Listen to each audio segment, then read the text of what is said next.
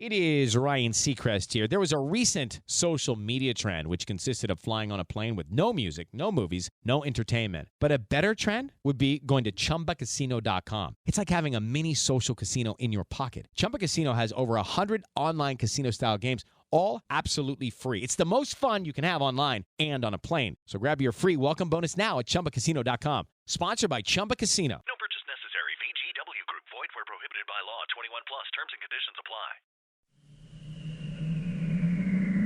Slowly orbiting at the edge of deep space, 1,000 kilometers beyond 21st century Earth, is the Arthur C. Clarke Astronomical Observatory, Starlab.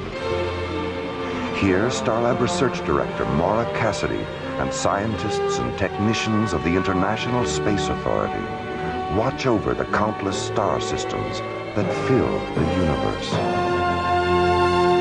This week, Maura Cassidy and space exploration team captains John Graydon and Buddy Griff encounter the phantoms of Tamerlane and experience a dream within a dream on Alien Worlds.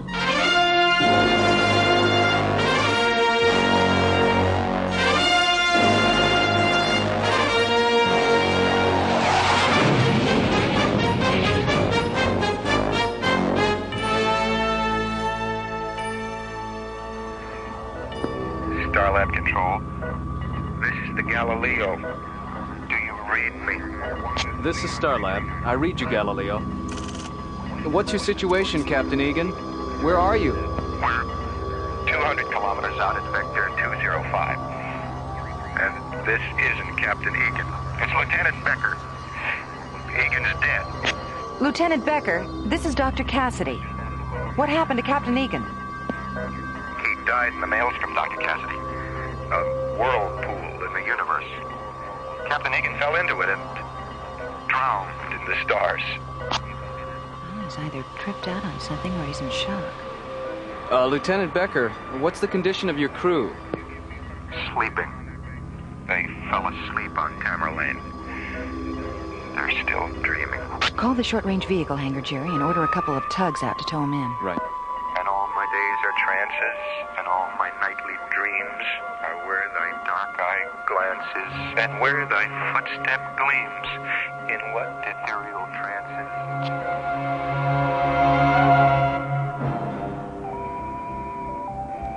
Attention all SRV personnel. This is a priority rescue alert. Prepare 3 Magnum-class tugs for immediate launch. Utility pilots Haskell, Shaw, and Henning. Please report to the SRV operations officer. Leader, Vector 9. Roger, wireframe. Vector 9. You have it. Mission Control, Galaxy 9. Roger, Starlab. We have the Galileo in sight, and she is damaged. Looks like the starboard thruster housing's ripped open, and she's leaking fuel. Tug 17. 17, go ahead, Lee. Yeah, Jimmy, see if you can check out that fuel leak, will you? Roger. Tug 9. Tug 9. Come on, Ron, I know you're there. I can hear you swearing at your receiver in my headphones. Sorry about that, Lee. I had to switch to another channel. Your transmission was breaking up. Okay.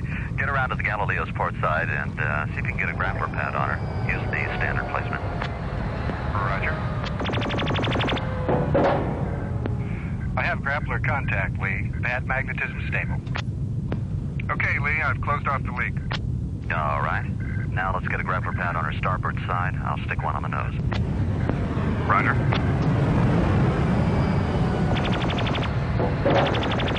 Okay, you guys, let's haul her in.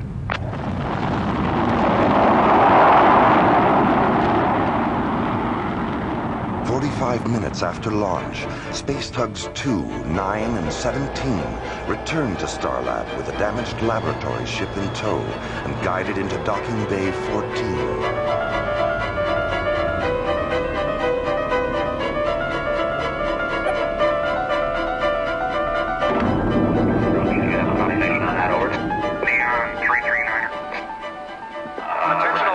Medical units, report to Docking Bay 14 and stand by for incoming casualties.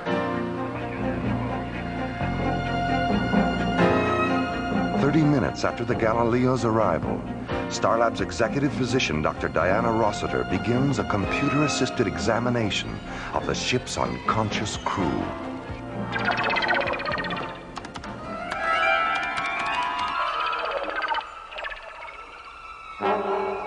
Three hours later, Starlab's Mycroft computer completes its analysis of the examination.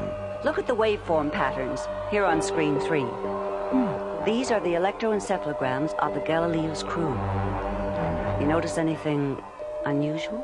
Looks like the same EEG repeated 10 times. That's right. And not only are their EEGs identical, they all have the same pulse rate, temperature, respiration, and dream state algorithms. Really? I don't know what happened to them, Maura, but they're all dreaming the same dream.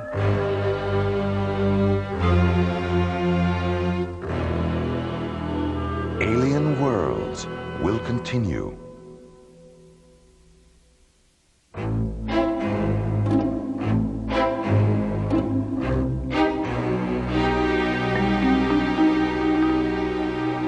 Alien Worlds continues.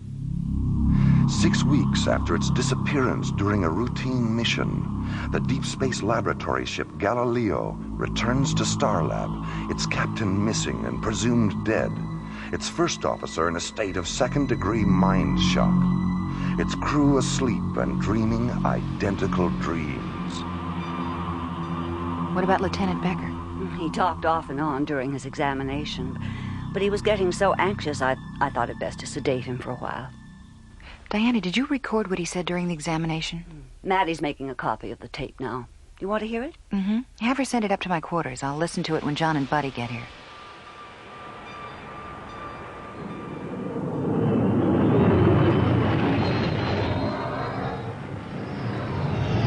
Solaris to Starlab Control. This is Starlab. Go ahead, Solaris. We've picked up some time, Jerry. Our revised ETA is 4 minutes, 13 seconds. 4 plus 13, roger. Okay, John, your revised docking orbit insertion coordinates are 196 degrees at subvector 20 alpha, docking bay 9. See you in a few minutes, Jerry. Solaris out. Starlab clear on ITS channel 096. You have that look on your face, buddy. What are you thinking? Remember what Maura said about Lieutenant Becker? You know, that verse he quoted when she asked what happened to Frank? Yeah? What about it? Well, it's part of a poem by Thackeray or Tennyson, one of those guys. It's from that period, anyway. I know I've either heard it or read it. Wait a minute. Ingrid read it to me. Solaris to Starlab Control. This is Starlab. Stand by. Go ahead, Solaris. Jerry, patch me through to the library. I have to talk to Ingrid. Roger. Stand by.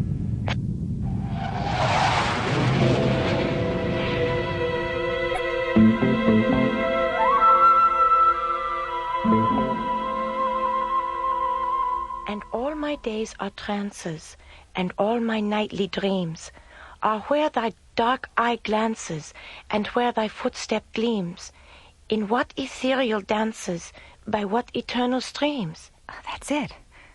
What's it from, Ingrid? It's the last verse of a poem called To One in Paradise by Edgar Allan Poe. And that isn't Lieutenant Becker's only reference to Poe. Buddy, play back the last part of Dr. Rossiter's tape again. Okay. They're almost finished, Lieutenant. Now, look into the light. No, it was dark. It was always dark.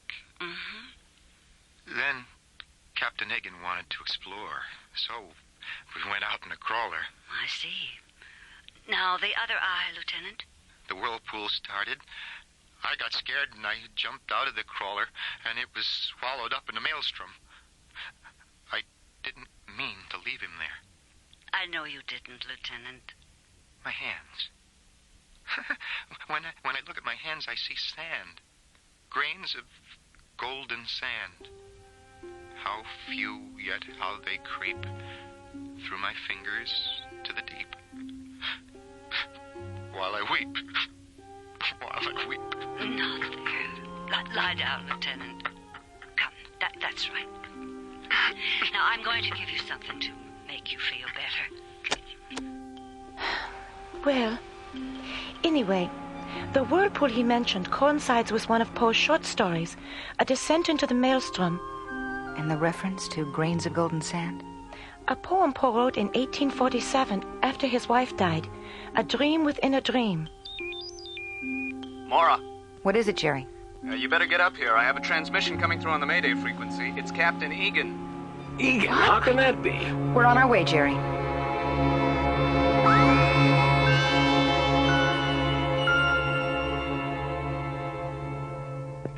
I'm on Tamerlane, somewhere in the Ursa Minor system. The exact coordinates are on the Galileo's flight recorder. What about the whirlpool, Captain? An illusion, a dream, like everything else around here. What's your situation now, Frank? Well, the batteries here in the crawler are about gone, so this will have to be my last transmission. And I have rations for 2, maybe 3 days. Get me out of here, buddy. I don't think I can... Captain Egan? Captain Egan? Ah, that's it. We've lost him. Ingrid, is Tamerlane connected to Poe? It's one of his most famous poems. What's it about? Love, life, death, rebirth, the entire spectrum of physical and mystical experience. Call Docking Bay 14, Jerry. Tell Simon to disconnect the Galileo's flight recorder and take it to the Solaris. Okay. Ingrid, go back to the library and pull everything you have on Edgar Allan Poe. Hard copy, sleep tapes, microcards, everything. Then meet us at the Solaris. Am I going with you? You certainly are. But why? Because what happened to the Galileo might happen to us. And since this whole incident is somehow connected to Poe, what you know about his work might be our only protection. Okay, let's get busy. At 13:30 hours, 40 minutes after receiving Captain Egan's transmission, Maura and Ingrid enter Docking Bay 9 and join John and Buddy aboard the Solaris.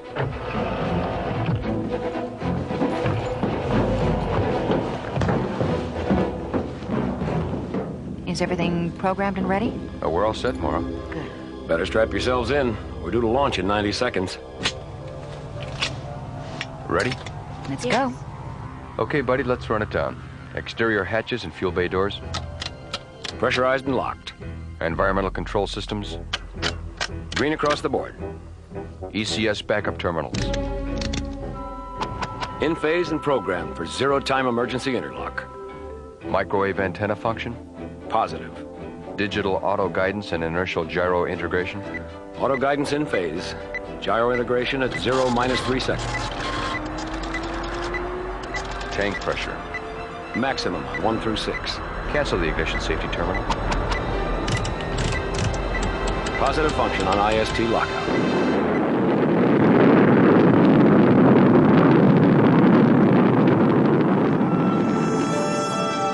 Alien Worlds will continue.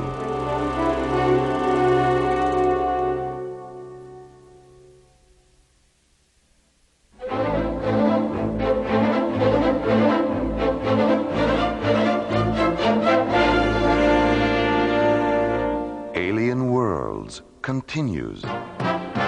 48 hours after launching from Starlab, the Solaris penetrates the Ursa Minor star system, a constellation filled with glowing stellar dust and brilliant star clusters, a constellation dominated by the second magnitude binary star, Polaris. 3 hours later, guided by the navigation coordinates from the Galileo's flight recorder, the sleek white SET interceptor lands on the dark, mist-shrouded planetoid of Tamerlane.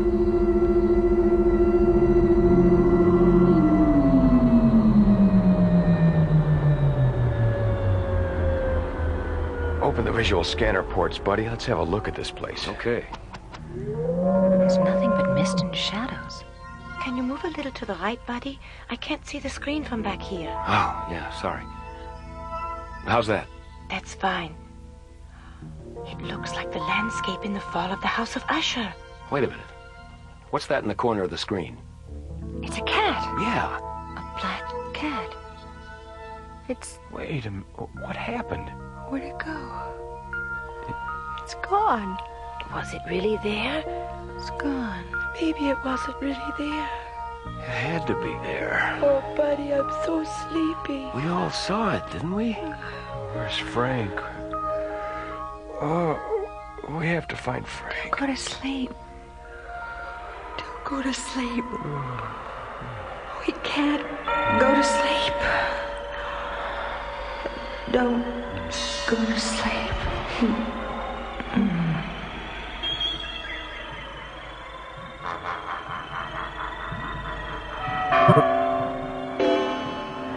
Hear the tolling of the bells, iron bells.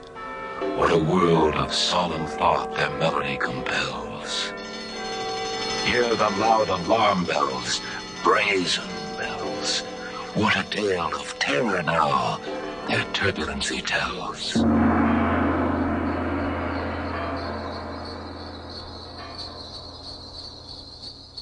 In there, Fortunato. The cask of Amontillado is in there. Oh!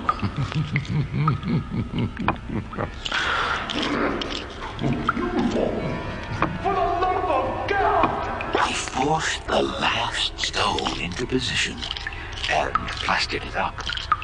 Against the new masonry, I re-erected the old rampart of bones. For half a century, no mortal has disturbed them. Rest in peace, Fortunato. Requiescat in pace. Under the floor. He's hidden the old man's body under the floor. Louder. Louder. Louder! I admit it! Tear up the planks! Stop the beating of his hideous heart!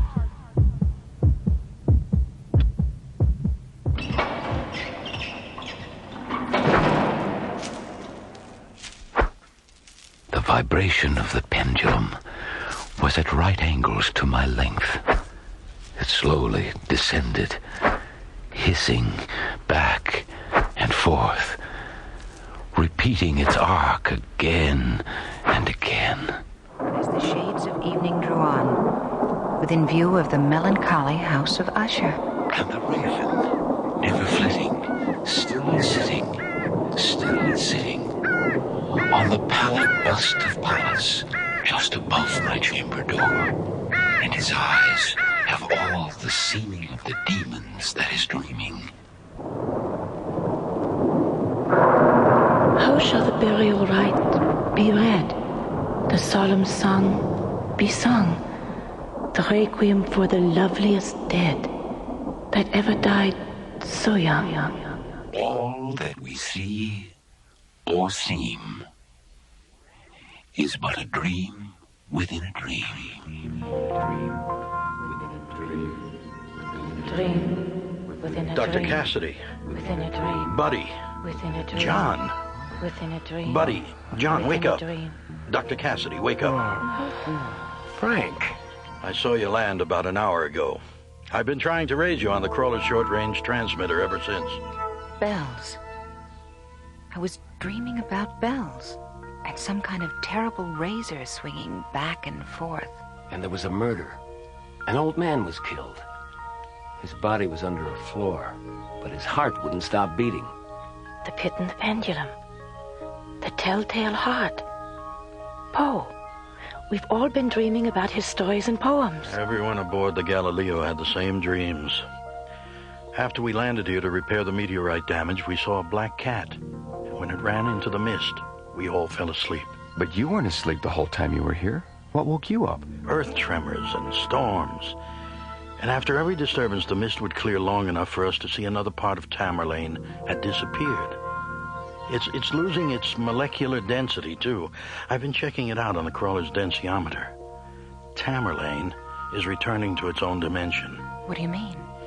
And Tamerlane isn't supposed to be in this time-space continuum. Somehow or other, it slipped out of its own dimension. And now, it's slipping back. How do you know that? The longer you stay here, the more you dream. And with every dream, you understand a little bit more about Tamerlane and what it is. Have you found out why all the dreams are related to Edgar Allan Poe? Yes, I have. I found the house last night. House? What house? The house where the dream chamber is. The House of Usher. Come on, I'll show you.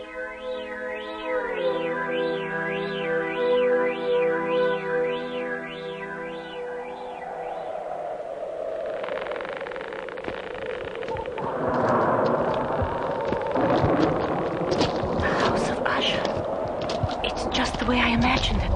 Looks haunted to me. Come on, let's get this over with before Tamerlane drops out from under us. Take my hand, buddy.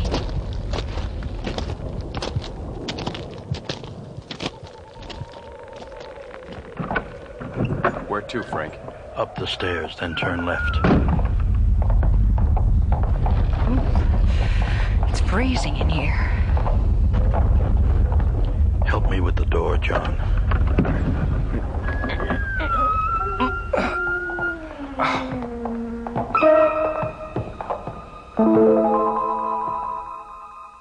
Impossible. It's impossible. It's not a room at all. Space. Oh, it's beautiful. We're in space. The Dream Chamber, an opening in the time-space continuum. A place enclosed not by walls, but by the golden light and phantom shadows of a parallel universe. A void filled with glittering star fields and an eternity of stellar mists, tinted with all the colors of creation. And in the center of the dream chamber, a bed made of interlocking beams of light, and lying on the bed, forever asleep and forever dreaming. It's him. It's Poe. Is he alive? He's a dream, buddy. A dream sustained by everyone who reads his work and falls in love with its beauty and terror, its sorrow, its truth. Are we looking at eternity? Well, we're looking at Poe's eternity. It's fading. Everything's fading. Let's get back to the ship before we get caught in this. Look, he's standing up. Ingrid, what's wrong with you? He's not standing up. He's still... afraid. He's running away. Ingrid! Buddy, help me. I can't hear anything. Help me with her, Frank. Okay, let's get her out of here.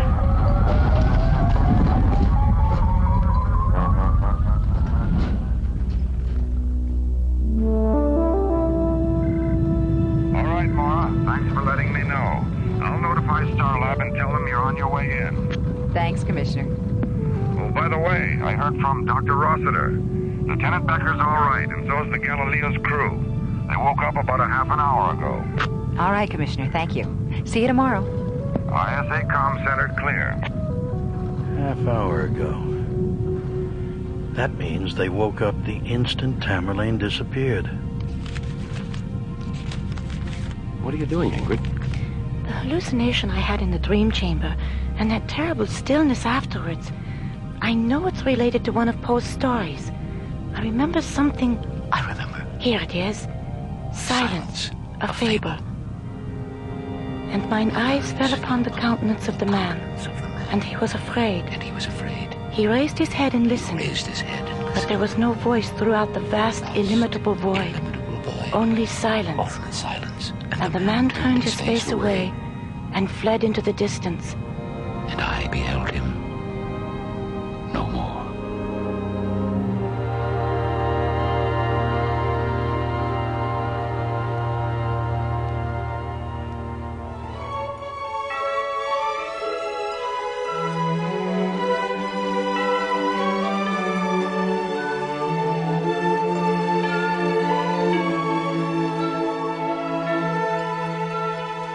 A Dream Within a Dream was written by Ron Thompson and starred Linda Gary, Chuck Olson, Bruce Philip Miller, Corey Burton, and special guest stars Francis Bay, Clark Warren, Mel Wells, Jack Angel, and Marilyn Schreffler. Associate producer Ron Thompson. Music director Tom Rounds. Engineer Stu Jacobs. Technical consultant Peter Sky. Assistant to the producer Jim Cook. Alien Worlds was created, produced and directed by Lee Hansen. And so, until next week, this is Roger Dressler inviting you to join us for the adventure of the parallax deception from the elsewhere and elsewhen of alien worlds.